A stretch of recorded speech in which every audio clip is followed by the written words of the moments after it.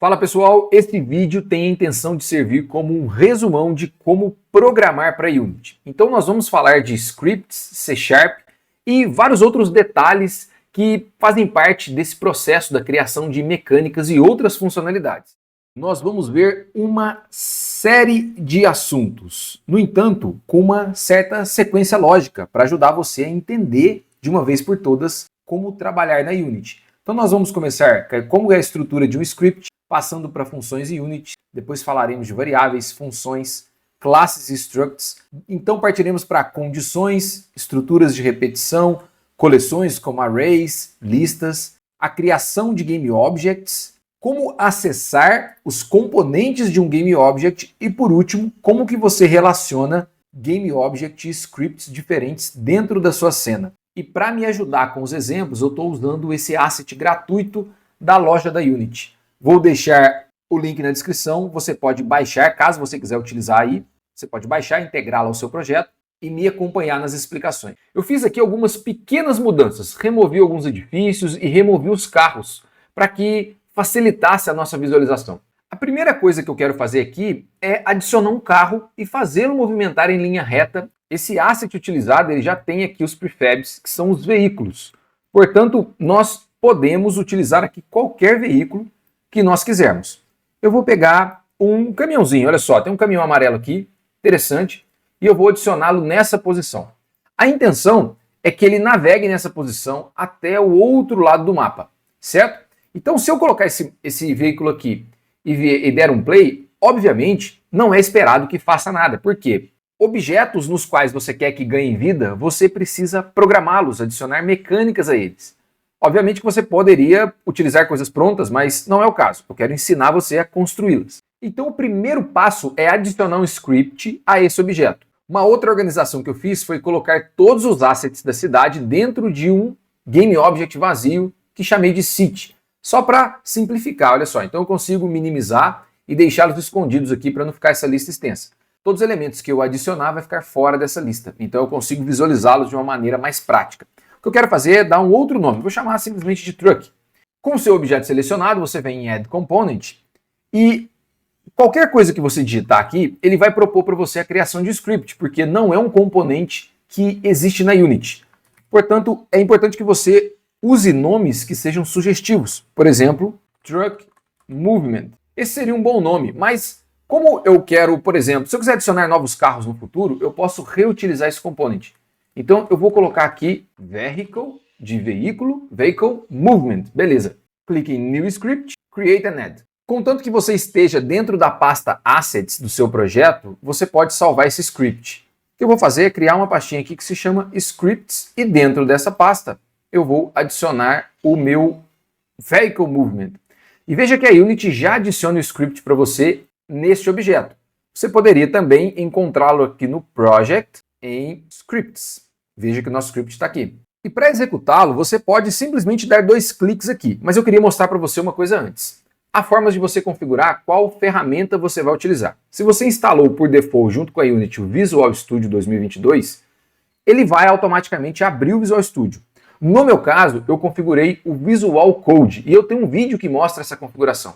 Então, se você quiser acessá-lo, vai lá, assiste o vídeo, é uma configuração bem simples e mostra como utilizar, porque o Visual Code é uma ferramenta um pouco mais leve e eu prefiro. Mas fica à vontade, use o Visual Studio, que também é uma ferramenta muito legal. Quando eu der 2 cliques aqui no meu script, ele vai abrir o Visual Code com o meu script carregado. E é aqui que começa a brincadeira. Então a primeira pergunta que fica é, o que é exatamente um script? Um script é um componente que guarda um pedaço da lógica do seu game. A parte mais legal de criar coisas com a Unity é que você não cria um jogo completo de cara. Você vai criando pequenos pedaços ou pequenas coisas e depois você combina essas coisas para formar sistemas maiores, mecânicas e outras coisas até que você consiga ter um fluxo de gameplay. E esse pedaço de lógica que o script guarda pode ser de um player, de um NPC, uma plataforma, um chefe ou mesmo um sistema, inventário, um sistema de interface, um sistema de tempo, enfim. Absolutamente tudo dentro do seu game que tem vida, comportamentos, ações, provavelmente estão sendo controlados por um script. E na Unity o script ele é programado utilizando C#. As palavras que vocês estão vendo aqui são palavras reservadas da linguagem C#. E você pode olhar no arquivo que ele é salvo como CS, que é exatamente a extensão do C#. Então eu vou simplesmente fechar os arquivos aqui, só para nós focarmos no script. E toda vez que você cria um script na Unity, ele já propõe a você um template, um modelo básico. E é isso que eu quero explicar. Dentro desse modelo, existem conceitos bem profundos de programação que, a partir do momento que você os domina, bom, fica tudo muito mais fácil para você continuar construindo coisas complexas, utilizando mais scripts e combinando esses scripts para criar mecânicas mais sofisticadas. Então, começando pelo começo, temos a palavrinha using. O que significa? Quando utilizamos uma engine, a parte legal é que uma engine ela oferece a você coisas prontas, coisas que facilitam a sua vida. Caso contrário, você teria que construir absolutamente tudo. É como se fosse uma página em branco e você teria que construir a sua engine e depois construir o seu game em cima da engine, para que então você tenha algo jogável. No caso aqui, nós já estamos utilizando a Unity. E essas facilidades que uma engine ou a Unity oferece, elas são organizadas em bibliotecas. Essas bibliotecas, na verdade, são conjuntos de código e precisam ser importadas utilizando o using. Neste caso, para que este arquivo seja um script, ele precisa do monobehavior. E o monobehavior, ele é parte da Unity Engine. Por isso que é obrigatório você importar a Unity Engine para usar o monobehavior. E o que é o monobehavior? O monobehavior é a estrutura básica de funcionamento de um script. Dentro dele tem as funções principais para o código dentro do script ser executado. E essas funções são exatamente essas que estão aparecendo aqui, ó, Start e Update. E não existem apenas essas duas, existem muitas outras que são relacionadas à animação, à física, ao editor e outras coisas. Na medida que você constrói coisas mais complexas com a Unity, você utiliza essas funções de maneira mais ampla. E o que está acontecendo aqui é que esses dois pontos significam uma operação de herança. Herança é um conceito de orientação a objetos, o que na prática diz que o meu script Vehicle Movement se tornou um monobehavior. Na verdade, nós podemos também dizer que o monobehavior é pai de Vehicle Movement, ou o monobehavior é uma classe base de Vehicle Movement. Todos esses conceitos são utilizados quando você quer se referir à herança. E na programação, a herança tem os mesmos conceitos da vida real. Ou seja, na herança você herda propriedades, você herda bens, dinheiro e diversas outras coisas. Às vezes dívidas, né? E na programação é a mesma coisa. As propriedades que existem dentro de monobehavior agora são passadas para o Vehicle Movement. Inclusive algumas funções e também algumas variáveis que falaremos no futuro. Então agora sabendo o que é o monobehavior, isso nos abre caminho para falar sobre duas coisas. As funções ou a classe. Então vamos nas funções primeiro. Um script ele tem um ciclo de vida. O ciclo de vida basicamente diz a nós em qual momento certas coisas vão funcionar. Neste caso, o start ele é executado uma única vez no momento em que o script é ativado a partir do seu objeto. E o update ele é chamado a cada frame. Então, se você quer inicializar o seu script, você usa a função start, mas se você quer executar coisas a cada frame, e muitas vezes isso diz respeito a animações, movimentos, você precisa utilizar o update. E como é que nós verificamos isso? Olha só. Como eu disse, existem facilidades que a Unity nos fornece. Uma delas, por exemplo, é você exibir mensagens na janela de console do editor, para você fazer testes ou mesmo verificar se algumas coisas estão funcionando. Para você chamar essa função, ela se chama debug.log. Essa é uma função log que faz parte da classe debug. E dentro dela você pode passar uma mensagem.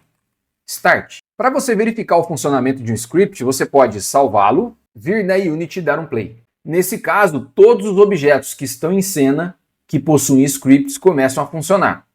E para você abrir a aba console, aqui eu estou executando de forma maximizada. Mas o console fica bem no rodapé. Ó. Se você clica, ele abre a telinha de console.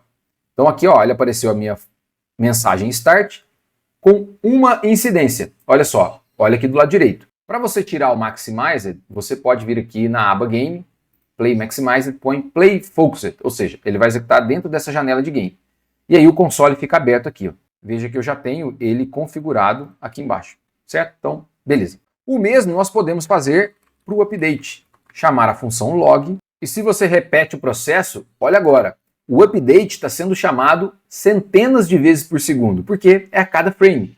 O meu jogo, apesar de não ter nada funcionando, nada se movimentando, isso é porque eu não programei as coisas. Mas na verdade ele está rodando aqui os frames. Olha, se você clicar em Stats, ele vai dizer a você, ó, meu jogo está rodando a 110, 115 frames por segundo. E a cada frame ele faz uma chamada no update. Essas funções que controlam o ciclo de vida de um script, elas são chamadas de unit function e fazem parte do monobehavior, como eu havia mencionado. Mas toda função, incluindo essas que são da Unity e outras que futuramente nós vamos criar, elas precisam estar dentro de uma classe. E uma classe é a estrutura básica da orientação a objetos. Se você olhar dentro de monobehavior, e para fazer isso você pode segurar o Ctrl e clicar em monobehavior, que ele abre para você, você vai ver que o monobehavior também é uma classe. E ele também herda de outras classes. Inclusive o behavior herda de component. E assim vai. Então existe uma estrutura hierárquica dentro da Unity para nós conseguirmos utilizar várias coisas, várias facilidades. Vamos fechar aqui e voltar para o Vehicle Movement. Então, para que o nosso script ele consiga funcionar também, ele precisa ser uma classe. E aqui entra a palavrinha class. E se você quer entender um pouco mais a fundo o que é uma classe, ela na verdade ela é uma espécie de planta de uma casa. Ou seja, quando o seu jogo começa a funcionar, a casa é construída. Isso em termos práticos significa que o seu jogo foi carregado na memória. Mas o que será carregado ou como ele será carregado? E isso são as classes que definem.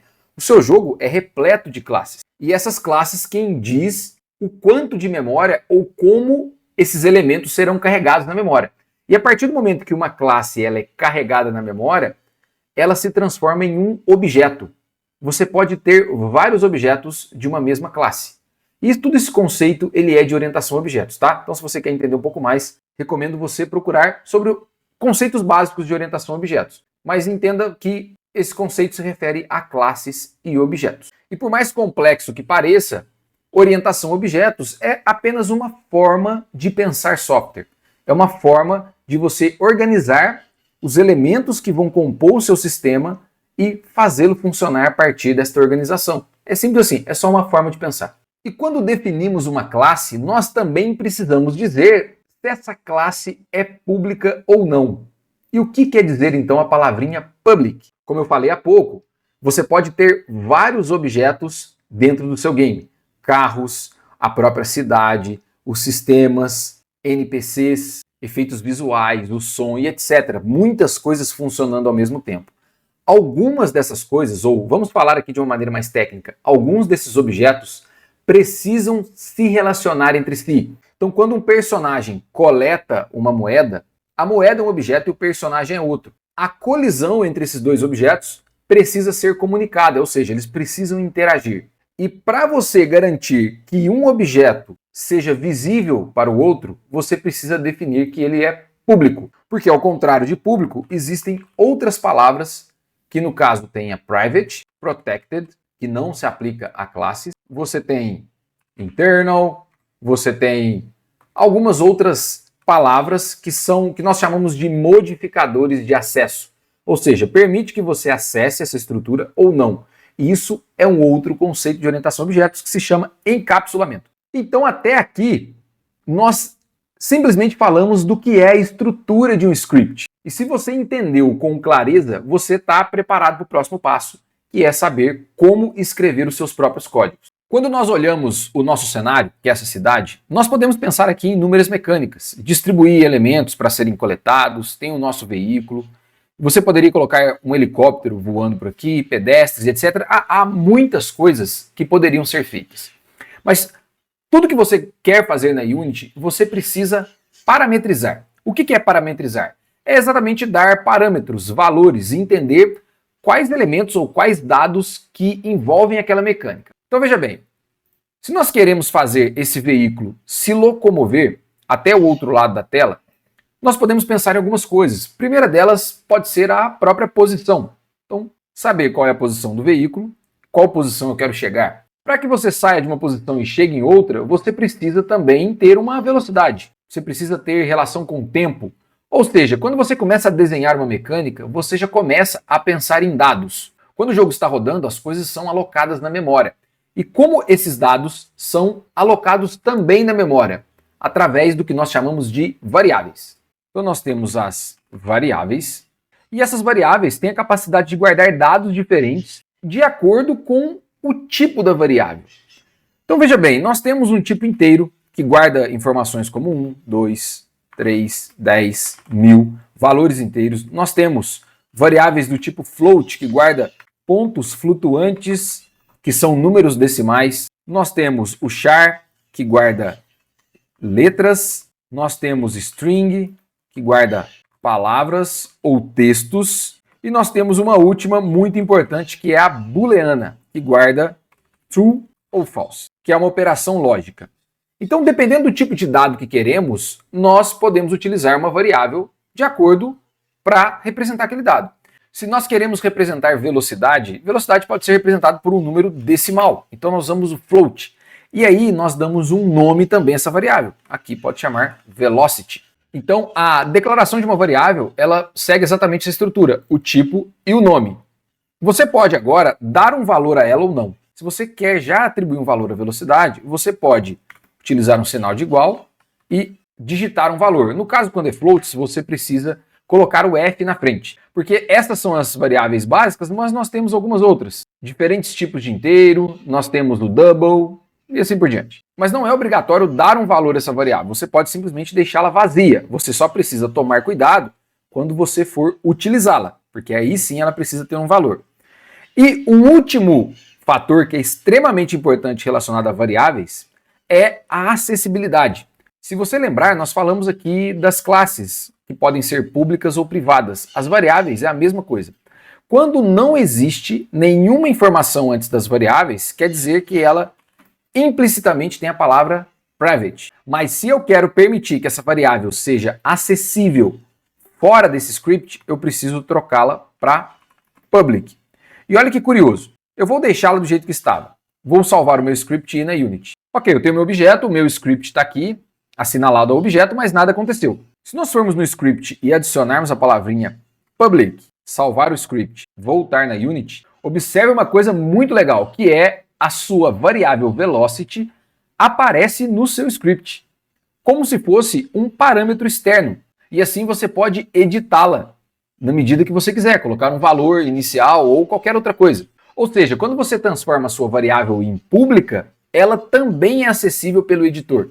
E aí a Unity é capaz de mostrar os valores aqui. E isso serve para outros tipos de variáveis. Então, por exemplo, eu posso usar uma variável string que é o nome do carro, ou do passageiro, né? Seria mais interessante. Imagine que você tenha diferentes tipos de veículos e você queira colocar uma variável que diz a quantidade de passageiros. Então, passengers amount, quantidade de passageiros. Se nós viajarmos mais um pouquinho e você imaginar, bom, esse é um jogo de táxi, e eu quero ver se o meu táxi está cheio. Então eu posso criar uma variável lógica, no caso booleana, que vai me dizer se is car full, ou seja, se ele está cheio. Poderia ser de gasolina também. Enfim, eu posso utilizar diferentes variáveis para modelar a mecânica que eu estou construindo.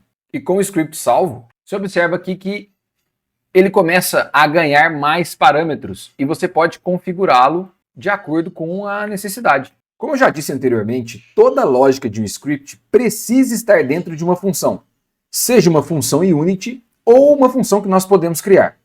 Então agora observe uma coisa. Se nós selecionarmos o nosso objeto, que aqui é um veículo, e verificar como que ele se movimenta, você pode observar aqui dentro dos components que a posição dele vai se alterando ao longo do tempo. Aqui nós estamos movimentando dentro do eixo Z, então você vai ver o Z se alterando na medida que o veículo avança pela nossa rua. Então agora, vamos criar uma variável que se chama posição, do tipo float. Esta variável ela vai guardar a lógica que nós vamos utilizar para fazer essa posição se alterar ao longo do tempo. Então deixa eu limpar um pouquinho aqui o nosso script e boa. Temos aqui poucas linhas. Para você entender como o tempo funciona aqui, é necessário que você entenda como que é o ciclo de vida de um script, como eu falei sobre as funções em Unity. Nós temos aqui uma função start, que ela é executada uma única vez, e nós temos uma função update que é executado a cada frame. Ou seja, já que o update não para de executar, é aqui que entra o tempo. Podemos usar a sequência de frames ao nosso favor. Então vamos lá. Vamos tentar fazer essa variável position aumentar ou alterar o valor ao longo do tempo. Então uma boa prática que você vê nos scripts Unity é inicializar algumas variáveis, eventualmente no start ou outras funções de inicialização que nós veremos logo mais. Então aqui nós podemos dar um valor ao position de 0. Ok, essa é a nossa posição inicial. E dentro do update, o que eu quero fazer é que a cada frame essa posição se altere. Eu vou fazer o meu position ser igual ao próprio position mais 1. Apesar dele ser um float, eu vou pegar a própria posição, somar 1 e em seguida vai ser a minha nova posição. Depois eu vou printar no meu console qual é esse position. Aqui eu poderia deixar um pouquinho mais bonitinho, né? Colocar uma string formatada.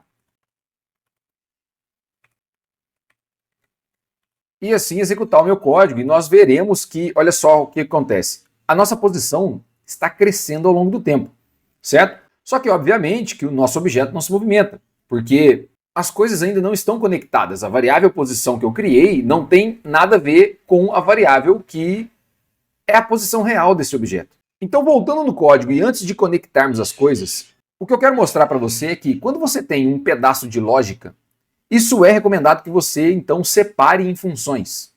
Veja que essas duas linhas aqui, elas são responsáveis pela alteração da posição. O debug log ele não é responsável porque ele só exibe essa informação, mas faz parte desse contexto. Então, o que nós vamos fazer aqui é criar uma função que represente essa ação. Veja, a princípio vou fazer uma função parecida com as funções Unity, mas agora dar um nome mais sugestivo, que seria changePosition. A estrutura para você criar uma função começa com o tipo de retorno dessa função. O que nós vimos nas variáveis, que nós temos variáveis de tipos diferentes, você também tem funções de tipos diferentes.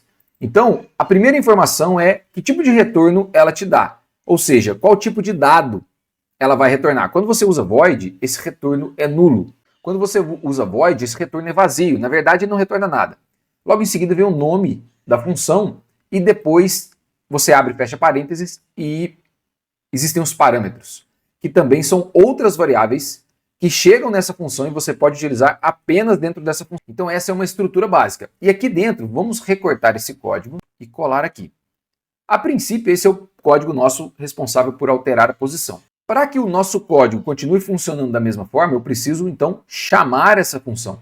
E para chamá-la, você usa o nome dela, abre e fecha parênteses. É claro que se tivesse parâmetros, você precisaria passar esses parâmetros. Logo mais nós veremos isso. Se você salvar e executar novamente, você vai ver que o funcionamento está exatamente igual. O que acontece é que o código começa a executar, vê uma função e começa a executar essa função na sequência e depois retorna para a linha logo em seguida. No caso, encerra o update e vai executar no próximo frame. Só que como eu havia mencionado, essa posição aqui não tem nada a ver com a posição do nosso objeto. E aqui vem um segredo da Unity. Todo objeto MonoBehavior, se vocês observarem lá no editor, olha só, vou clicar nesse prédio. Esse prédio ele tem um transform. Ele tem outros componentes, mas tem um transform. O nosso veículo também tem um transform. A rua tem um transform. Qualquer objeto que você selecionar que esteja no mundo, dentro da cena, ele tem um transform. Ou seja, o transform é um componente obrigatório para objetos do seu game. Então existe um segredo, entre aspas, que dentro do MonoBehavior há uma variável que se chama transform. Então veja bem, dentro do nosso changePosition, se eu chamar transform, e quando tem essa chave, aqui isso é uma variável, um membro da classe disponível. Então veja, olha só, então eu tenho o meu transform e observando aqui na Unity, você vê que o transform tem posição, rotação e escala. Então se você apertar ponto, você vai ver que você consegue acessar posição, que é uma outra propriedade dentro de transform, rotação, e você também tem a escala, que no caso aqui se chama local scale. O que nós estamos procurando é exatamente o position, e essa é a posição do objeto no qual este script está relacionado. Porém, para alterar essa posição, eu preciso saber o tipo que é, porque eu não posso chegar aqui e fazer 10, olha só, ou, igual nós fizemos logo abaixo, pegar a minha variável position e atribuir a ela. Isso não seria válido, porque o nosso position é do tipo float. Mas se nós olharmos a posição, ela é do tipo vector3. Bom, mas nós só vimos tipos inteiros, char, strings, boolean. Estes são os tipos primitivos. No entanto, além destes tipos, existem os tipos complexos, que são classes ou outras estruturas que nós podemos criar. Então vamos deixar esse código aqui parado e vou comentá-lo com barra barra, só para não quebrar caso eu voltar na Unity. Beleza, deixa ele aqui. Eu vou abrir novamente minha lista de arquivos aqui no Explorer dentro do Visual Studio e vou aqui no minha pasta Scripts e vou criar um novo arquivo.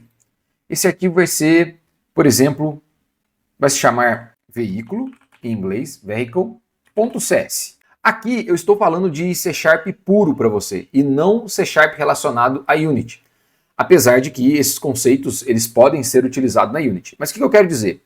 Eu falei um pouco de orientação a objetos. E como a orientação a objetos propõe uma organização da sua aplicação, como você vai programá-la e relacionar as coisas. E eu falei também que a orientação a objetos ela propõe que você organize a sua aplicação em classes e objetos. Então é possível que você crie as suas próprias classes. Assim como nós fizemos no script, criamos uma classe e tornamos ele filho de MonoBehavior, nós podemos criar uma outra classe também. Só que não obrigatoriamente eu preciso transformá-la em MonoBehavior. Eu só faço isso para scripts nos quais eu vou utilizar dentro do meu game. E o que a orientação a objetos propõe é que quando você tem um conjunto de propriedades e funções que fazem parte de uma mesma coisa, elas podem ser organizadas dentro de uma classe. No caso, a nossa classe aqui se chama veículo. Então, para definirmos uma classe veículo, nós repetimos o nome usando a palavrinha class e também um modificador público. Esse modificador não é obrigatório, mas vamos utilizá-lo aqui para acessar essa classe externamente. E aqui dentro eu poderia definir aquelas primeiras variáveis que eu tinha definido em Vehicle Movement dentro da minha classe Vehicle. Então eu poderia ter o nome do passageiro, a cor do meu veículo, se o tanque está cheio, enfim, inúmeras propriedades. Eu poderia construir uma classe veículo, mas claro que usando as propriedades que fazem sentido. Não adianta você criar aqui uma variável cor, sendo que você não vai utilizar. Como esse é um exemplo, nós não vamos utilizar, eu só queria demonstrar para você tudo que você pode criar aqui dentro. E variáveis que você quer permitir que sejam acessadas de fora, lembrando, você usa public. As que não quer, você pode deixar vazio ou usar a palavrinha private. Certo? Essa é a maneira de você criar uma classe. E como que eu acesso essa classe? Aí eu preciso ir aonde ela será utilizada. Então, digamos que eu quero usar a classe Vehicle dentro de Vehicle Movement. Caso eu quisesse criar, durante a inicialização desse script, eu poderia então, agora, declarar uma variável do tipo da classe que eu criei. Ou seja, eu posso vir aqui e declarar uma variável, inclusive posso usar o mesmo nome, contanto que não repita a mesma forma de escrever. Classes começam com letra maiúscula, mas as variáveis com letra minúscula. Então eu posso usar a minha nova variável do tipo complexo, no caso da classe, e inicializá-la aqui. Como que eu inicializo uma classe complexa? Eu faço essa variável receber a palavrinha-chave new e repito o nome da classe, Vehicle. Isso faz que na hora que o seu jogo estiver rodando, eu vou criar esse objeto na memória. E aí quando eu crio o objeto na memória, é neste momento que essa variável se transforma em um objeto. Então nós falamos que isso aqui é uma instância ou um objeto da classe Vehicle, e não exatamente a classe Vehicle. É importante você entender a forma de se comunicar e entender esses conceitos, porque quando você estiver assistindo um outro tutorial ou alguma coisa assim, você saber do que está sendo falado. Quando nós falamos de objeto ou instância, normalmente é este objeto com o game em funcionamento, ou em teste dentro da Unity. E quando você fala da classe, você está falando da estrutura. É claro que existem muitos outros conceitos relacionados à classe, mas como este é um resumão, eu não vou me estender, apenas falar dos pontos importantes. Então a última coisa que eu gostaria de compartilhar sobre classes é que, apesar desta chamada parecer uma repetição do nome da sua classe, isso na verdade se chama construtor. É bem parecido com as funções, veja bem, ele tem parênteses, tem um nome, e no caso o construtor é uma função especial. E o que é isso? Se nós formos na nossa classe usar a palavrinha public e repetir o nome da classe, este é um construtor. E todas as classes, quando você não tem essa estrutura, ou seja, do jeito que estava antes, essa estrutura ela existe implicitamente, ela está escondida. Mas quando você quer criar um construtor diferente, digamos que todas as vezes que você criar um veículo, você quer passar uma cor. Então eu poderia usar uma mesma variável aqui e dentro do meu construtor você chamar a sua variável color e receber a color que vem daqui. Ó. Então essa color vem daqui e esse thisColor se refere à própria cor do script. Ou seja, todas as vezes que você for criar um veículo, ele vai obrigar você a passar as variáveis. Então agora eu não tenho um argumento que corresponde ao parâmetro. Então aqui agora eu preciso passar uma string, né? Estou representando isso aqui como cor, mas é uma string. E aí ele para de reclamar, ou seja, some aqui o sublinhado vermelho. Essa é a maneira de você construir classes. Além da estrutura classe, existe também uma estrutura que se chama struct, que é uma maneira do C# gerenciar estruturas diferentes. Então, se você quiser ir um pouco mais a fundo, são estruturas de referência e estruturas de valor. Isso tem relação com na maneira na qual softwares são gerenciados dentro da memória, na heap e na stack. Esse é um conceito um pouco mais avançado, nós não vamos falar sobre ele aqui, mas caso você quiser pesquisar, essas são as referências. E você também pode ter interface, você pode ter enum, enfim, existem estruturas diferentes que atendem propósitos diferentes. Cada uma delas tem o seu papel importante dentro de um software. Mas explicado isso, agora eu quero desfazer. Então eu vou apagar o meu veículo, então não vou salvar esse arquivo e vou deletá-lo daqui. Bom, esse veículo não existe mais, então eu posso excluí-lo. Por que eu passei por esses pontos? Porque quando você olha aqui dentro do position, você vê que ele é do tipo vector3. Se nós procurarmos o vector3 na Unity, eu poderia fazer isso pela documentação ou por aqui, você vai ver que o vector3 é uma struct. É uma estrutura que guarda 3 valores float, olha só, x, y, z, para representar as mesmas estruturas que existem dentro do transform, position, scale e rotate. Não exatamente nessa ordem. Mas para atribuir um vector3 dentro do meu position, eu preciso passar um novo vector3. Então eu vou usar também a palavrinha new. Ou seja, porque eu preciso criar uma nova estrutura dessa na memória para atribuir ao meu position. Então vamos fazer uma mágica aqui, olha só. Eu vou pegar o meu change position, mudar para o start. Vou deixar o meu new vector3 aqui. Ele não está certo, mas vai funcionar. Espera aí, olha só. Vem na Unity, seleciona o carro e eu quero que ele apareça mais ao longo da rua aqui, ó. Olha só, aqui na frente. Então você vai ver que a posição dele é 2,96, 003 e 88 em Z. Eu posso clicar com o botão direito aqui e fazer um copy. Ele vai copiar os valores para mim. Ou você precisa guardar isso na memória. Vindo aqui no meu código, eu posso, dentro do meu vector3, eu posso clicar com o botão direito e colar. Olha só, beleza. Nem precisava desse vector3, ó. Eu posso apagá-lo aqui e o último parênteses. Beleza. A única alteração que precisamos fazer é que um vector3, ele recebe um float. E quando você tem um número decimal sem o F no final, ele é o do tipo double. É um pouco diferente, é um float maior, que tem mais espaço na memória, digamos assim. Então, eu só adicionar o F aqui, ele passa a funcionar. Agora, olha só, eu mudei o change position para ser chamado uma vez só, porque senão não ia adiantar. Ele ia ficar aqui no update rodando sem muita função. Salva seu script, vai na Unity.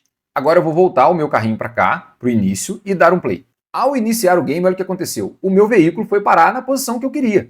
Está aqui logo à frente. Então já estamos começando a movimentar o objeto. No entanto, a nossa lógica não é essa. Nós precisamos fazer isso ao longo do tempo. Então veja bem, eu vou pegar aqui o meu change position, voltar para o meu update. Você segurar Alt com a linha selecionada, você consegue mover a linha toda. Então ele volta para o update.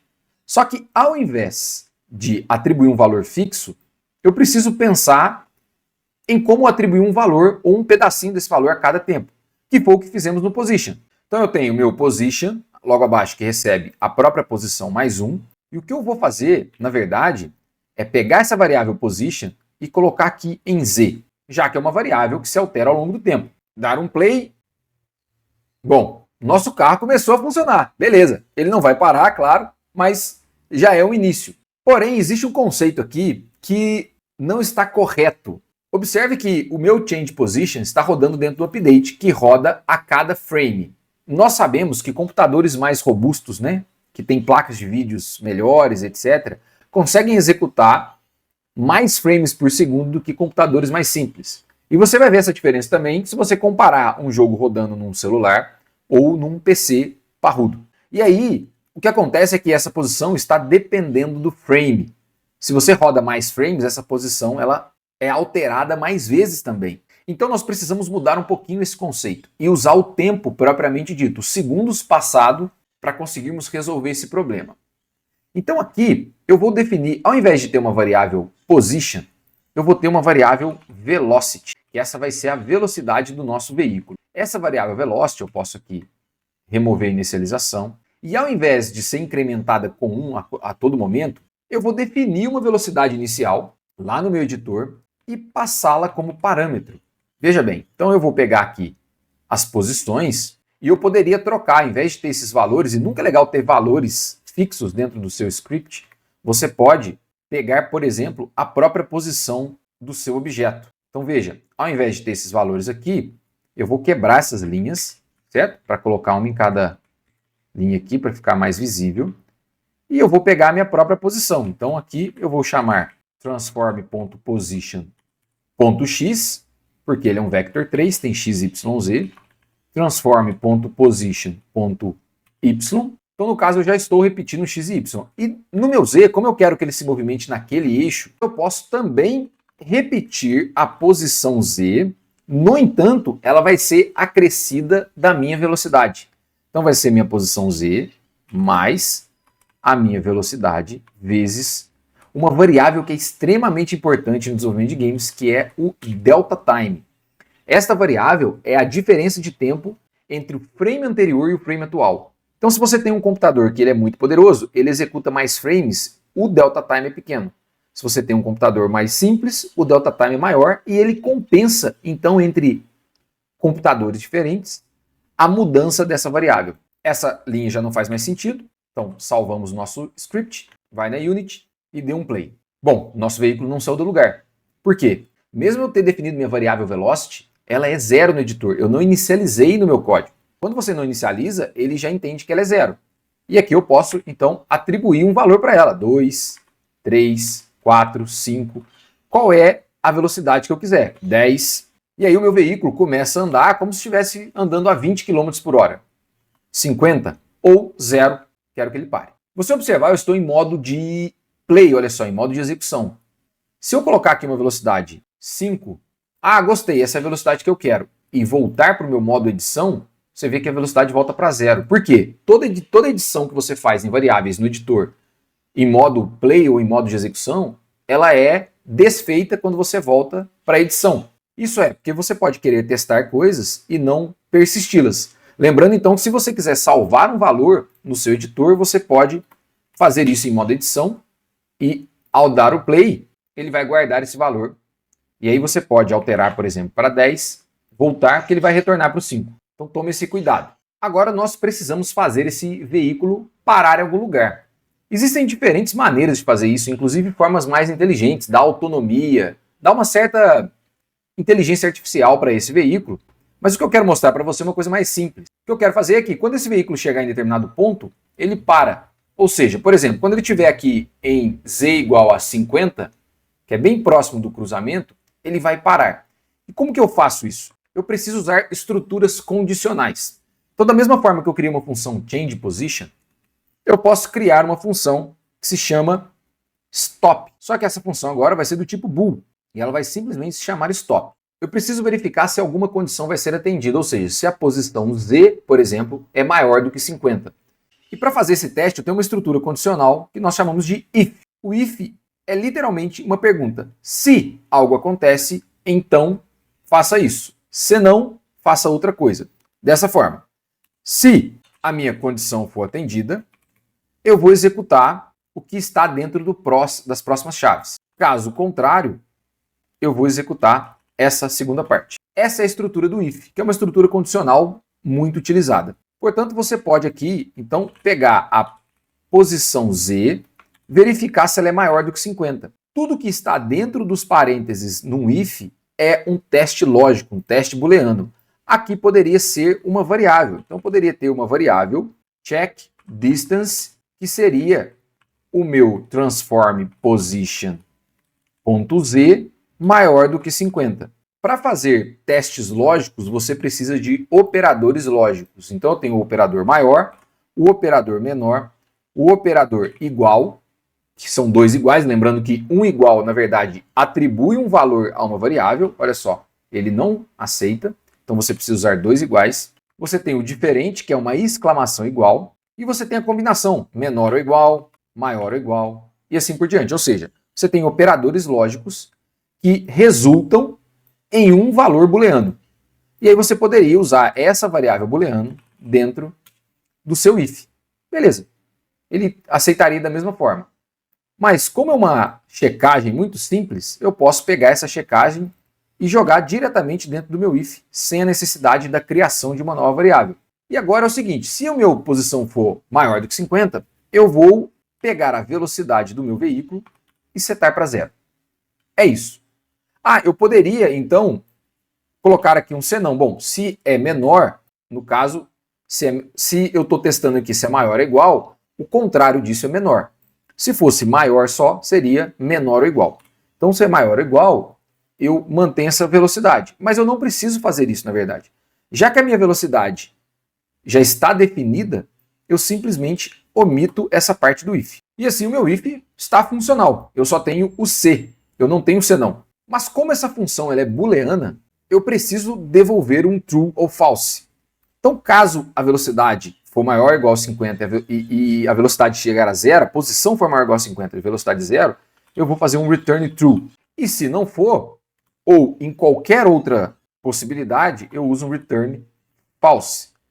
Tá, mas isso aqui não deveria estar dentro do senão? Não, porque quando ele encontra um return, ele sai da função. Ele vai embora, ele não executa essa parte do código. Sendo assim, se ele não atender essa expectativa, ele vem para o false. Então ele não para. Esse é o conceito. Essa seria a lógica do stop. E como que eu utilizo ela dentro do meu código? Claro que você poderia construí-la de formas diferentes, mas eu posso fazer o seguinte: se não stop, e aqui é um outro operador lógico, que é de negação, não, eu inverto a resposta, chamo a minha função stop, já que ela é uma função que retorna um valor booleano, eu posso usá-la dentro de um if. E aqui eu inverto. Ou seja, se ela não parar, eu troco a posição. Essa seria uma forma de escrever o código. E se eu tenho apenas uma linha depois do if, eu não preciso abrir as chaves. Essa é a ideia de mostrar para você todas as possibilidades de uma maneira bem simples e direta. Então vamos só separar aqui para mostrar, beleza? Então se ele não parar, ou seja, o que está acontecendo? Ele vai entrar no stop. A posição é maior que 50? Não, ainda não. Então ele retorna false. Quando ele retorna false, o meu if verifica, ele é verdadeiro ou falso. Se ele for falso, ele não entraria no if, ele iria para fora. Só que eu estou negando essa resposta, ou seja, eu estou transformando o que é falso em true. Ou seja, se ele não parar, eu mudo a posição. Salva seu script e dê um play. O nosso veículo está movimentando, está em 20, 30, 40 e vejamos, bom, 50. Beleza, ele parou. E era isso que nós queríamos. Ou seja, nosso script consegue movimentar o veículo e pará-lo. Se você quiser pará-lo mais adiante, você pode usar o z igual a 100, igual a... enfim, dentro dessa lógica que nós criamos. Você deve estar se perguntando, e quando eu tiver várias condições, como é que eu gerencio todas elas? Bom, deixa eu só abrir um pouquinho mais de espaço no nosso código e vou te mostrar.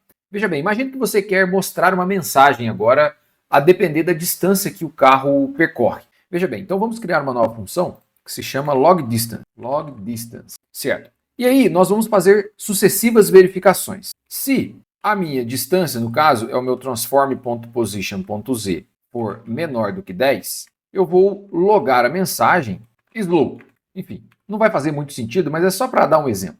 E agora eu quero verificar novas distâncias. Então eu posso encadear os ifs. Eu posso usar um else aqui, que seria a condição do senão, e adicionar um if. Então else if transform.position.z. Agora eu quero ver se ela é menor do que 20. E aí eu vou colocar medium, para corrigir a posição do else, beleza. Aqui eu poderia fazer a mesma coisa e colocar uma outra condição, menor do que 40, por exemplo. Aqui vai ser high. E por último, aqui vai ficar só o else, ou seja, se ele for maior ou igual a 40, eu vou colocar debug log max, certo? Obviamente que essa função deveria ser melhor trabalhada para não ficar gerando muitas mensagens. Mas olha só, aqui eu vou colocá-la dentro do update. Então, logo após o update, eu vou chamar o log distance e ele vai ficar fazendo verificações. Vamos ver no game. Observe o console, o que vai aparecer aqui. Olha só, veja que na medida que o veículo vai movimentando, ele aparece slow, medium, high e logo em seguida vai aparecer o max. Veja que são muitas mensagens sendo logadas, porque está dentro do update. Então, a cada frame, ele vai logar aquela mensagem dado a condição sucessivas vezes. Tanto que o update está aqui sendo logado, olha, milhares de vezes, 2.000 e etc. Quando você tem lógicas encadeadas usando a mesma variável, você pode usar uma outra estrutura condicional que se chama switch. Então, olha só, eu vou trocar todos esses if e else encadeados por uma única estrutura. O que eu vou fazer, a primeira coisa, é criar uma variável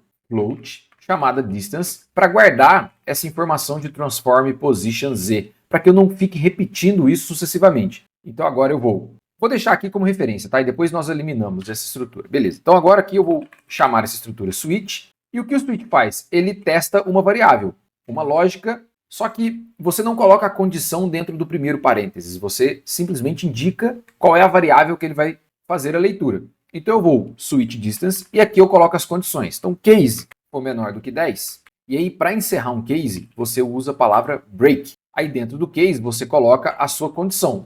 Nós poderíamos aqui usar chaves para simbolizar um case, mas não é obrigatório. Então você pode fazer a mesma coisa, slow, e aí repetir as estruturas para as condições que queremos. 20 medium, 40 high.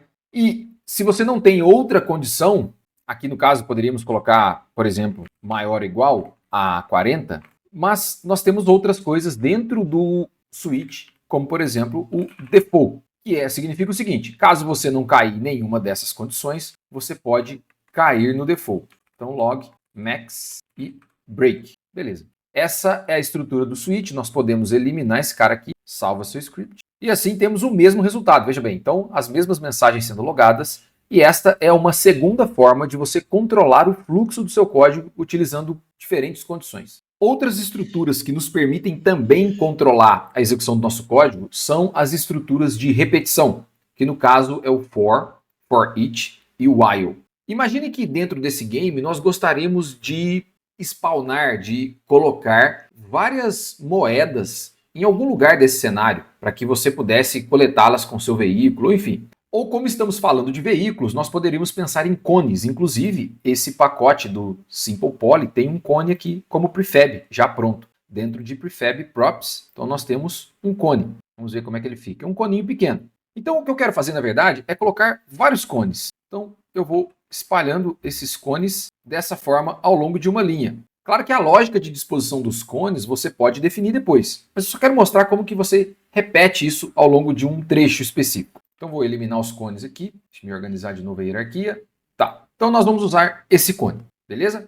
Para isso nós vamos criar um novo script. Então lá na pasta de scripts você pode vir em Create, MondoBehavior Script, pode colocar cone spawner. Abra o cone spawner, certo. Por hora eu vou remover o update. Então vamos ficar apenas com start. Tá. Primeira coisa, ainda não estamos falando da estrutura de repetição, apenas preparando para que possamos utilizá-la, mas aqui você pode criar uma variável pública que vai receber um GameObject, que vai ser do tipo GameObject na verdade, e vai ser o nosso prefab. Tá, porque eu quero repetir esse prefab. Para que você crie objetos dinamicamente dentro do seu game, você pode chamar uma função que também faz parte do MondoBehavior, que se chama instantiate. Esse cara aqui pega o seu GameObject e coloca na cena, a depender dos parâmetros que você passa. Então nós vamos usar a seguinte configuração, que vai ser o nosso prefab. Depois nós vamos passar uma posição, e aqui eu estou usando apenas um template para nós entendermos como a função funciona. E depois nós precisamos passar uma rotação, e como nós não falamos de rotação ainda, mas você passa um quaternion identity. E isso, em miúdo, significa que você está multiplicando por uma matriz identidade que não altera a rotação do objeto, tá? Esse é o ponto. Nós vamos usar esta forma. Beleza, então guarda ela aqui. É isso que é importante. Eu gostaria de spawnar 10 cones ao longo da minha rua. E eu poderia, obviamente, repetir essa instrução 10 vezes, claro. Mas e se eu tiver 100, 1000, enfim, centenas? Ou eu quero tornar isso dinâmico, eu quero definir baseado em outro parâmetro. E para isso nós usamos as estruturas de repetição. A primeira delas, quando sabemos a quantidade de objetos, nós usamos o for. Então o for ele é declarado da seguinte maneira: você primeiro cria uma variável de contagem, que por padrão nós usamos o int i de index, e você inicializa essa variável. Ela pode inicializar com qualquer valor. O que é muito comum é ela começar em 0 e chegar até um valor. Ou ela pode também fazer o contrário, começa num valor específico, vai até 0, ou alguma condição que você vai colocar. Veja bem, então você inicializa essa variável. Aqui eu vou definir, já que eu quero 10 cones, então eu tenho que colocar uma condição. Se na hora que ela for menor do que 10, você interrompe a execução do for. E aqui é o processamento da iteração. Não confunda com interação. É iteração. É cada vez que esse for é executado, se chama uma iteração. Aqui você diz que esse i vai ser igual o próprio i mais 1. Ou seja, primeiro ele vai ser 0, depois 1, depois 2. Ou você pode substituir essa sentença por mais, que é a mesma coisa. Abre chaves. Bom, nós já temos a estrutura do for definida. Agora nós podemos pegar o instantiate e colocar dentro do for. Só que tem um porém. O instantiate ele usa o prefab, uma posição e a rotação. A rotação nós sabemos que não vai ser alterada e nem o prefab. Então, o que nós precisamos fazer é alterar a posição. Se nós pegarmos o nosso cone e colocar em uma determinada posição, nós teremos ideia mais ou menos de qual posição nós queremos. Então veja que eu quero, por exemplo, 0x, 0y e z vai começar... Bom, poderia começar no 0 também, só como referência, ou no 10, tá? Vamos começar no 10 para começar um pouquinho à frente. Então é 0, 0, 10. Essa é a posição inicial. Então aqui nós podemos criar um vetor que vai ser 0 em x, 0 em y, 10 em z. Só que, já que esse for vai executar 10 vezes, ele ia repetir essa instrução 10 vezes. E como nós temos um índice, nós podemos usar esse índice ao nosso favor. Então aqui, a cada vez que ele passar pelo for, você vai colocar 10 mais i. Então na primeira vez vai ser 10. Quando o i executar o mais, ele voltar aqui, 1 vai ser 11, 12 e assim por diante. Portanto, vamos executar para ver no Kim. Para isso funcionar, o que precisamos fazer é criar um objeto vazio, podemos chamar de ConeSpawner, colocar o script ConeSpawner, você pode inclusive resetar a posição do ConeSpawner, colocá-la em 000. Beleza. É um objeto vazio, ele não vai aparecer nada, só apenas as demarcações dos eixos. E aqui você coloca o ConeSpawner, o script, e ele pede um prefab. Então nós vamos pegar o nosso prefab aqui da lista de project e colocar no ConeSpawner. No caso, nós podemos remover esse aqui da hierarquia. Beleza. Executa. E, bom, temos vários cones. Se você quisesse parametrizar e definir um valor a ser configurado, você poderia criar uma outra variável aqui, pode ser inteira, ConesAmount, quantidade de cones. E agora, obviamente, o seu for vai até o ConesAmount. Então vamos colocar 300. Apenas um lembrete, em outros tipos de aplicação, talvez seria necessário você inicializar esse ConesAmount. Como você tem a possibilidade de inicializá-lo dentro do editor, a Unity inicializa essas variáveis com 0. Então, às vezes, você vai declarar uma variável e o compilador vai executar o seu programa sem reclamar, mas ela está inicializada com o valor default. Olha só, bom, temos aqui 300 cones sendo spawnados de forma dinâmica. E, obviamente, que você poderia brincar com isso, né? Ao invés de ser de 1 em 1, você pode multiplicar por 2, que aí ele vai colocar de 2 em 2. E agora temos cones um pouquinho mais separados. Agora pense que você quer fazer a mesma coisa, só que ao invés de você saber a quantidade exata de cones, você quer definir uma outra condição. Você quer colocar cones até uma determinada distância. Então, ao invés do for, vamos comentá-lo, nós vamos usar uma outra estrutura que é o while. E o while, ele tem uma certa semelhança com o if, porque ele não tem toda essa construção complexa do for e você passa apenas uma condição. Então, enquanto alguma condição, você executa o while.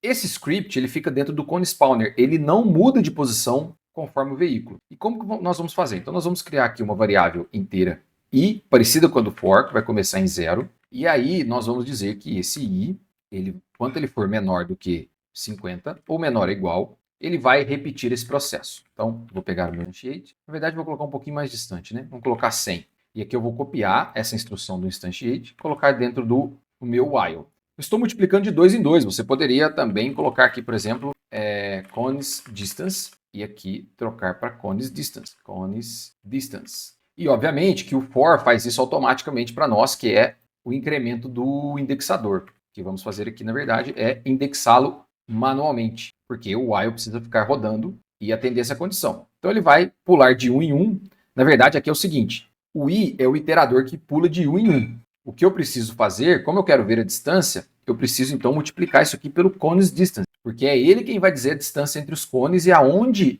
o posicionamento vai chegar. Essa é a lógica. Antes de você executar com while, não deixe o cone distance igual a 0, já que eu vou mostrar o porquê. Então coloque aqui uma certa distância, por exemplo 5, e executa. Veja, agora colocou os cones separados, beleza? Do jeito que esperávamos. E por que você não pode deixar aquele valor como 0? A nossa lógica do while está dependente do cone distance.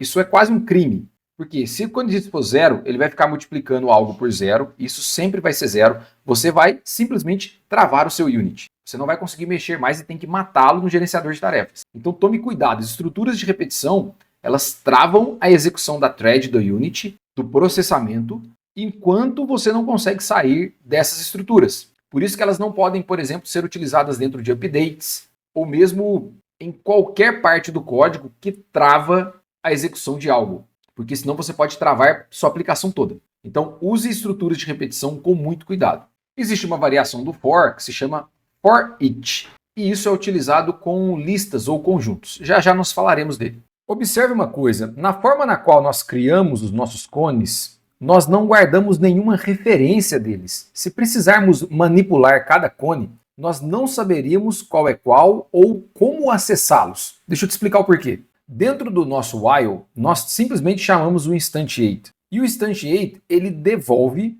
na verdade, um GameObject. É uma função que devolve um GameObject. No entanto, não tem nenhuma variável que recebe a referência desse GameObject. Se caso tivéssemos uma variável aqui que recebesse esse valor, ela duraria até o final da nossa chaves. No momento em que ele voltasse no while para repetir a nova iteração, esse GameObject seria criado um novo e ele receberia um novo valor que seria o próximo objeto. Então, quando temos um conjunto de elementos, nós podemos usar coleções. E o que são as coleções? No C#, coleções podem ser de diferentes tipos. Por exemplo, nós temos os arrays. Então, se quisermos ter um array de GameObject, nós declaramos ele dessa maneira. Você escreve o tipo, abre e fecha colchetes, dê um nome a ele, por exemplo, GameObjectsArray, e no momento de inicializá-lo, você precisa ou atribuir um conjunto a ele ou dizer quantos elementos você terá. Então, você precisa agora repetir o GameObject, abrir e fechar colchetes e passar a quantidade. Por quê? Um array é um conjunto linear de elementos iguais. O que eu quero dizer? Na memória, é um elemento do lado do outro. Então, ele precisa saber o espaço de memória que ele vai precisar para conseguir alocá-lo e você utilizá-lo. Então, essa é uma estrutura rápida, porém ela tem suas limitações, como você ter que dizer quantos elementos você precisa. Porque se você não informar, ele vai dizer, ó, você precisa dizer qual é o tamanho. Semelhante ao array, e inclusive utiliza o array por baixo dos panos, é a lista. Então, ao invés de ter um array dessa forma, eu posso ter agora uma lista. E esse é o conjunto mais utilizado. Então, ao invés de declarar daquela forma, eu posso ter um list, GameObjects, chamar de GameObjectsList, e aqui eu posso simplesmente criar uma lista dessa maneira. É semelhante a criar um objeto, como vimos nas classes structs, e eu não preciso passar o tamanho. Por quê? Eles não são conectados lado a lado na memória. Eles podem ter saltos, ser alocados em lugares diferentes, e um elemento aponta para o outro. É uma estrutura mais lenta, no entanto, é uma estrutura mais dinâmica. Você consegue armazenar muitos mais itens justamente por essa condição. Então vamos utilizá-la aqui. Só lembrando que se você não inicializar essa lista, você não consegue acessar as posições. Ele vai reclamar com você, vai dar um erro. Então, se você não inicializá-la aqui, você tem que inicializar em algum momento. Pode ser antes de utilizá-la, mas o comum é você utilizar no momento em que você declara. Veja bem, agora ao invés de usar essa variável GameObject, eu vou adicionar esse elemento na lista. Então, agora eu posso pegar o meu GameObject, list, e ela tem algumas funções internas. Com o ponto você vai ver, ele tem um add range, clear, contains, etc. Ou seja, tem várias operações que você pode fazer com essa lista. Nós vamos usar aqui o add e passar o instantiate como parâmetro do add. Eu poderia fazer diferente, olha, eu poderia ter uma variável separada que vai receber o instantiate e em seguida eu adiciono esse GameObject aqui. Seria exatamente a mesma coisa. Assim é até mais legível, caso você prefira. Então, Isso aqui vai uma dica, não se preocupe em escrever menos linhas de código, mas códigos mais legíveis. E agora a minha lista, ela vai conter os objetos. E olha só que interessante, a minha lista aqui está privada, certo? Então eu vou colocá-la pública, porque essa é uma estrutura que o Unity também permite que você utilize no editor. Então, ao executar, veja bem, nós temos agora uma lista pública e ela tem 21 elementos. Você pode abrir aqui e observe que se você clicar nesses elementos, ele vai marcar aqui na hierarquia, porque é a mesma referência. Então, se você clicar aqui, ele marca o último. Como nós criamos sequencialmente, ele vai corresponder com a ordem. Então, agora você tem uma lista que pode ser manipulada pelo editor. Você poderia, inclusive, remover elementos. Só que, lembrando uma coisa, a lista é só uma referência. Isso não necessariamente remove o objeto da hierarquia. Não tem nada a ver. Ou seja, aqui é como se fosse um ponteiro nessa lista. Os objetos continuam aqui, normalmente. Se você vier no Cone Spawner, onde tem a lista, ela começa vazia. Você pode adicionar também elementos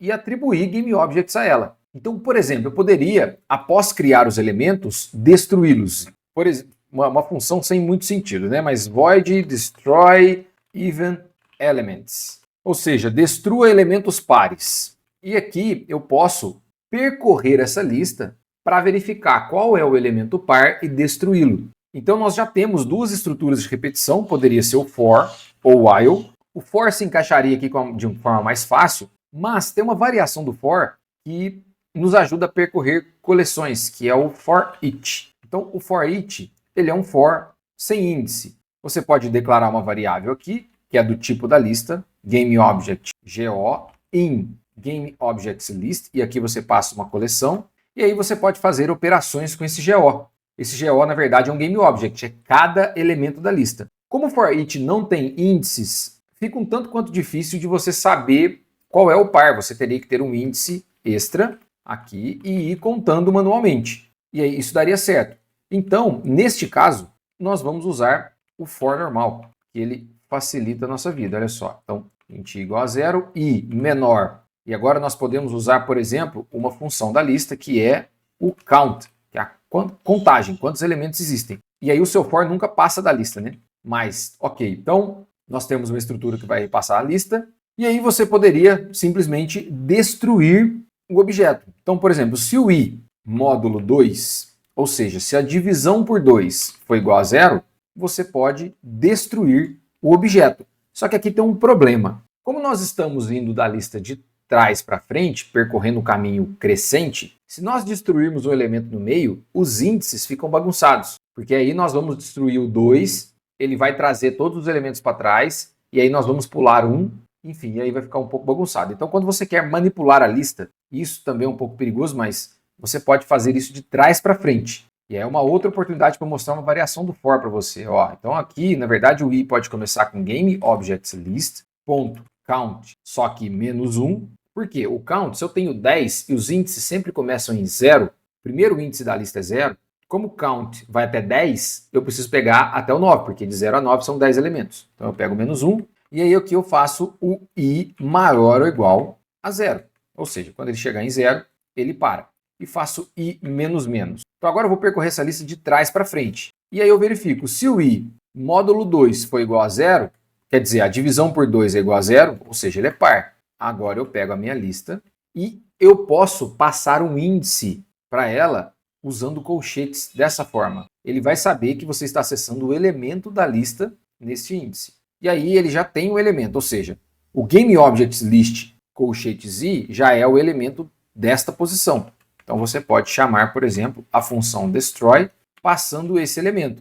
Ele sabe que isso aqui é um GameObject e destroy recebem GameObjects ou outros objetos. Então você pode destruí-lo. E aí, obviamente, eu preciso chamar logo após o nosso destroy even elements. Pois bem, olha só, agora se você executa, você vai ver que tem um espaço entre todos os cones. Por quê? Eu destruí os elementos pares, né? Então só mantive os ímpares. Se você observar na lista, agora você tem vários elementos faltando. A nossa lista ficou um pouco quebrada, né? Justamente porque eu manipulei essa lista após a criação dela. Então eu criei, defini os elementos e depois eu destruí. Veja que eu havia criado 4 elementos aqui, então ele adicionou em sequência os demais. Então após o 4. Isso bagunçou tudo, mas imagino que até aqui você tenha entendido o mais importante. Existem outras coleções que vale a pena dar uma olhada. Eu não vou entrar em detalhes aqui para não nos estendermos muito, mas você tem, por exemplo, Dictionary. Dictionary você consegue criar uma estrutura de chave-valor. Então, por exemplo, você poderia, imagina num jogo online, onde você tem player e o game object. Então você poderia criar uma estrutura que é dessa maneira. Então, players session, você pode usar esse termo, e definir um dicionário que guarda essa relação de strings, poderia ser o player name, username, e qual é o game object daquele player. Outras estruturas legais, por exemplo, que guardam conjunto de coisas sem repeti-las, é o hash set. Então você pode guardar um conjunto de números. Você tem também filas, ou seja, filas têm um conceito de first in, first out, FIFO. Quer dizer, o primeiro elemento que você adicionar na fila vai ser o primeiro a sair. E você pode também criar uma fila de qualquer tipo que você quiser. Você tem a pilha, que é o first in, last out, que é o filo. A stack você adiciona e vai empilhando coisas. No momento em que você tira o último e não o primeiro. São estruturas diferentes que você pode criar da maneira com que você deseja ou precise e que vai ajudar você a gerenciar um conjunto de elementos quaisquer. Bom, vamos remover aqui as estruturas que não vamos utilizar e deixar apenas a lista. Agora imagine que no seu game, por alguma razão, você quer fazer chover bolas. E bolas coloridas. A Unity nos permite criar elementos 3D básicos, como esferas, cubos, etc. Então vamos fazer o seguinte, vamos criar aqui uma esfera e beleza, é uma esfera. Olha só, ela está aqui, vamos trazê-la para perto, beleza. Na verdade eu quero posicioná-la em 0, 0. O 0, 0 sempre é uma boa referência. E vou puxá-la aqui no eixo Y para ela ficar no alto. Veja bem, essa bola obviamente ela só tem um collider, ela não tem nenhuma outra estrutura, mas eu gostaria que ela caísse do céu. Então para isso eu vou adicionar um componente que se chama Rigid Body. Esse Rigid Body atribui propriedades de física para essas bolas e agora, sem que você tenha que programar nada, essa esfera passa a cair do céu. Beleza. Como esse chão não tem um collider, a esfera vai passar direto. Então esse chão deveria ter um collider caso você quiser que ela quique, assim como os prédios também não têm. Pois bem, mas não é esse o ponto. O que eu gostaria de fazer é spawnar várias bolas e fazê-las caírem do céu. Eu tenho inúmeras maneiras de resolver esse problema. Eu poderia criar bolas coloridas individualmente, eu poderia defini-las individualmente, separá-las pelo cenário, mas eu quero usar o que nós aprendemos até agora, coleções e manipular alguns objetos, alguns elementos. E gostaria também que elas caíssem em velocidades diferentes. Não sei se isso vai ficar visualmente legal, mas vamos ver. Então, além da esfera, eu preciso dar uma cor a ela. Pode ser uma cor qualquer. Para isso, precisamos de um material. Então, aqui no projeto, vamos criar um material e vamos chamar de Sphere Matte. De Sphere Material. Pode deixar branco e arraste o material lá para a bola, olha só, para ela ficar branca. Beleza. Ok, temos uma bola. Vamos criar um novo script chamado Sphere Fall, de queda. Salva seu script. Agora, dentro do Sphere Fall, o que nós vamos fazer são algumas configurações para que ela, no momento em que é criada, ela ganhe propriedades exclusivas, podemos chamar dessa forma.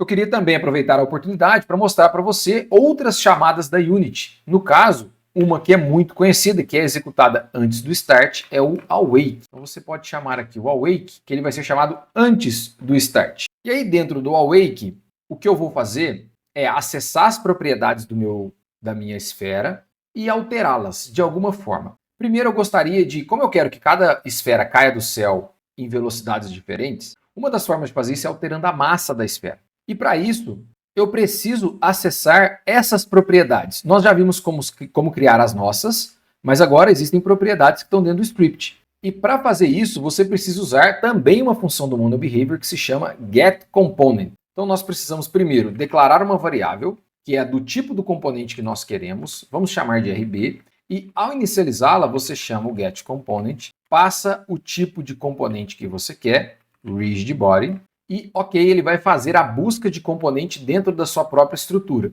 Você também poderia fazer da seguinte forma. Primeiro, essa variável precisa ser pública, salva seu script, e no momento em que a sua variável apareça aqui, você pode atribuir o próprio objeto a ela, que ele vai entender que esse objeto tem um Rigid Body e atribuir a referência correta. Mas como nós estamos no mesmo objeto, eu quero mostrar para você o uso do getComponent. Então vamos manter dessa forma e essa variável privada. Então ele vai buscar o Rigid Body, E dentro do start, porque o start ele é executado uma vez quando o script está ativo, quando o objeto é ativo. O awake é executado de qualquer maneira.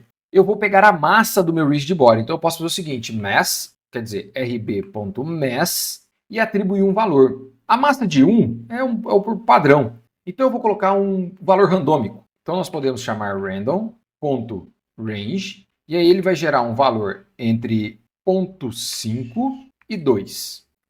Entre esses dois valores floats. E aí, ok, a partir desse momento, a massa desse objeto vai ter algum valor entre esses dois valores aqui, né, entre 0,5 e 2. A próxima atualização, inclusive eu posso remover o update, que são só configurações que nós estamos fazendo, é acessar a cor. E para alterar a cor de um objeto, você precisa acessar o renderer, que é o objeto responsável por renderizar esse objeto. Então eu tenho meu renderer e o processo é semelhante. Renderer recebe getComponent renderer. E para trocar a cor, eu posso chamar o renderer.material.color e também usar o random para passar uma cor randômica, que é o random color HSV. Ele vai gerar uma cor randômica com HSV e também dentro do alpha. Mas se o seu material não tem propriedade transparente, o alpha não fará diferença. Salva seu script. Agora ela ficou verde e caiu. Tá bom, estamos chegando lá. Nós já temos o que queremos da esfera. Nós precisamos, como eu quero uma chuva, eu vou gerar várias esferas. Então, com a mesma lógica que utilizamos para gerar os cones, nós podemos fazer algo semelhante com essas esferas. Veja bem, então eu vou primeiro transformar essa esfera num prefab, deixar ela aqui, já que usamos o cone, temos a esfera, e eu vou criar um objeto vazio que vai chamar Sphere Spawner. Vou colocá-lo em 00 e depois vou posicionar em algum local mais adequado. Crio o script Sphere Fall Manager, que é um gerenciador da queda das esferas. Então lembrando que precisamos de uma referência para um GameObject para spawná-lo, Sphere. E agora, dentro do meu start, eu vou também remover o comentário, colocar uma variável inteira de number of spheres. E agora eu vou fazer com que isso seja spawnado dentro de um raio, ao invés de ser linear. Mas nós utilizaremos o for da mesma maneira. Então, for int i igual a 0 e menor do que o number of spheres e mais, e a cada um deles eu vou fazer um instantiate sphere, uma posição. Vou inclusive deixar aqui vector3 0 por enquanto e quaternal identity. Tá bom. O que eu preciso fazer é transformar esse vector 0 numa nova posição. E o legal é que o random ele é uma ferramenta bem interessante e nos dá várias possibilidades. Olha só, eu vou colocar uma coisa em cada linha aqui para facilitar a visualização. Veja que eu vou criar um novo vector3 e definir dentro de uma mesma altura, ou seja, dentro de um mesmo y, qual é o x e o z que eu quero. Então, meu x vai ser um random.inside unity circle, que o circle é uma estrutura 2D, ponto x. Então ele gera um círculo randômico de 0 a 1. E eu posso definir um raio. Esse raio, por exemplo, pode ser vezes 10. Não sei se é um raio interessante, mas vamos testar. O meu y vai ser o mesmo do próprio objeto, então eu posso usar o meu transform.position.y e o meu z, no caso, vai ser random inside unit circle.y. Como ele é um círculo, imagine que ele está gerando um círculo em 2D. Então ele usa só o x e y, mas nós estamos no 3D. Então o número gerado randomicamente no y passa a ser o meu z da bola. E esse também eu vou fazer vezes 10. Ok, bom, nós temos a estrutura. Então meu instantiate distancia a esfera, gera uma posição e tem um identity. Beleza, não faço ideia o que vai acontecer. Então primeiro eu preciso colocar a minha esfera aqui no meu GameObject e vou spawnar 100 esferas. Só que agora eu preciso gerenciar o meu Sphere Spawner. Então eu vou colocá-lo aqui nessa altura e vou colocar ele lá no meio. Olha, deixa eu movimentar aqui meu cenário. Vai ficar um pouco aqui assim, ó. Não sei exatamente o que vai acontecer não. Vamos ver, vai ficar aqui no meio desse quarteirão aqui. Vamos voltar aqui, então, com a visão dele e Start. Olha só, então muitas esferas sendo spawnadas ao mesmo tempo e caindo. Essas esferas estão um pouco grandes, né? Mas veja, elas inclusive estão colidindo entre si.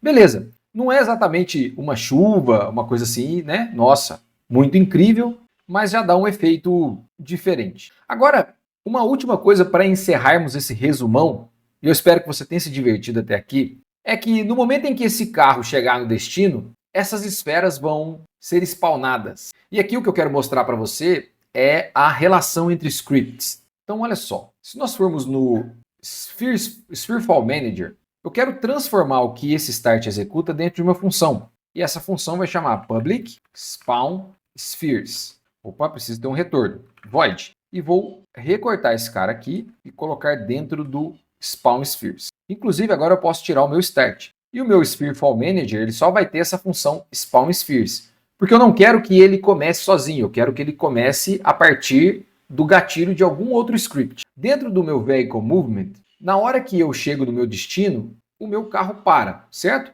Então eu fico verificando se ele não está parado, muda a posição.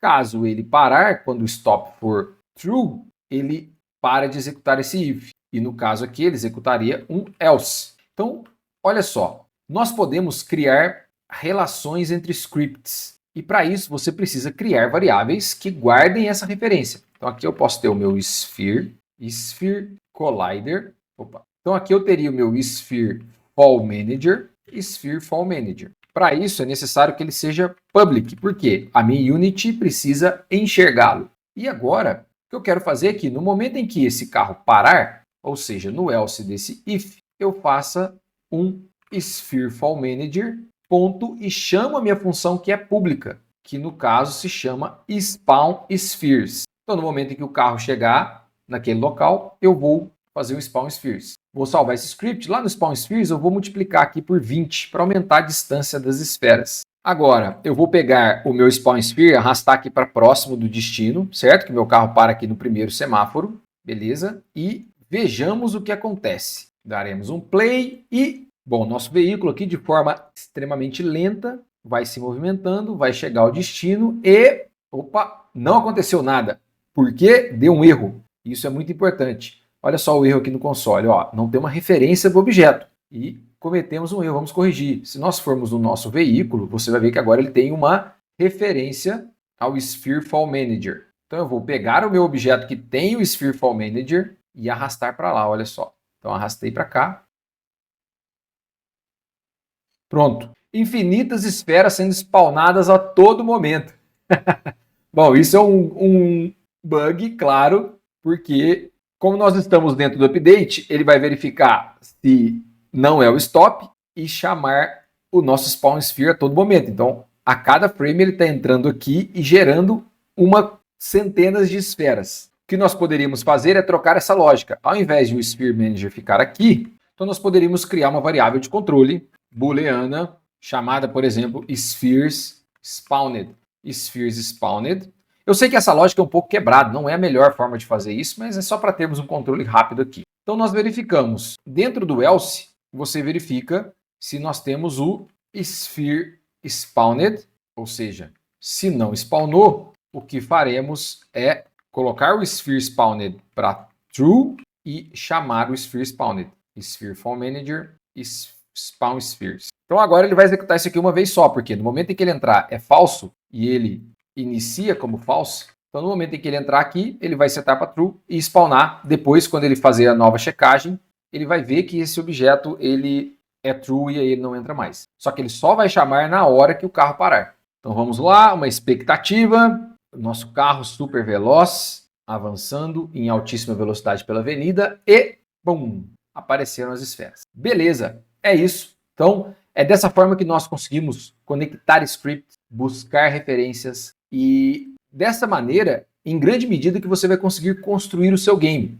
É claro que você precisa entender que a Unity ela é composta de componentes e, para isso, você precisa estudá-los. Então, se você quiser adicionar áudio, por exemplo, existem muitos componentes de áudio. Se você quiser física, existem também outros componentes de física, colisão, você tem elementos de animação, enfim, diversas outras coisas que permitem com que você construa objetos e esses objetos ganhem vida e você pode programá-los através do script, beleza? Esse é um resumão longo, mas espero que tenha ajudado você a entender com certa clareza como funciona a Unity. Então não esquece aí de deixar o like, deixar um comentário. Se você chegou até aqui, provavelmente deve ter dado aí 1h30, 2 horas, ainda não editei, mas é isso, tá? Então vejo vocês no próximo vídeo e um fortíssimo abraço. Valeu!